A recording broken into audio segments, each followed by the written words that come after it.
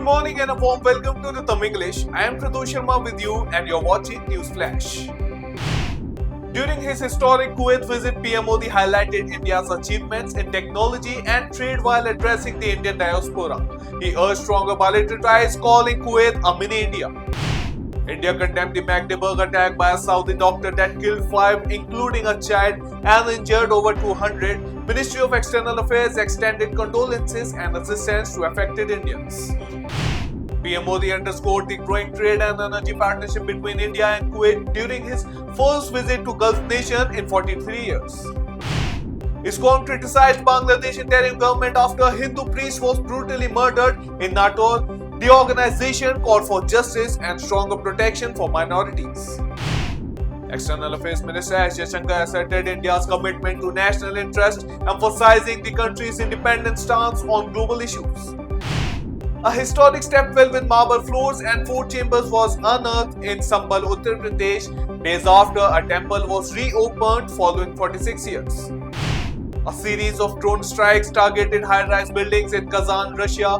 Moscow blamed Ukraine for the attack, prompting evacuations and airport shutdowns. Facing political turmoil and looming US tariffs, Canadian PM Justin Trudeau reshuffled his cabinet, replacing one-third of his team to regain stability.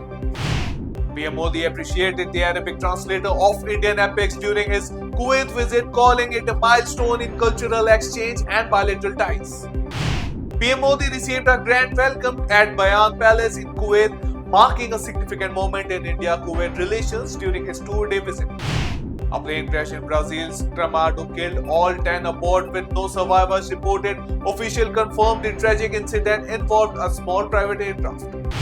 President-elect Trump vowed to end transgender policies in schools and the military, pledging executive orders to implement traditional gender norms. After a drone attack on Kazan, Putin warned Ukraine of harsh retaliation and promised escalated military measures against aggressors. 2 deadly stampeds at food distribution centers in Nigeria left 32 dead, reflecting the worsening economic crisis in the country. Ayatollah Khamenei dismissed claims of Iran fusing proxy groups, insisting groups like Hezbollah and Hamas act of faith, not Iranian influence. So that's all for the headlines of the day. For more updates, download the app and keep watching the talk.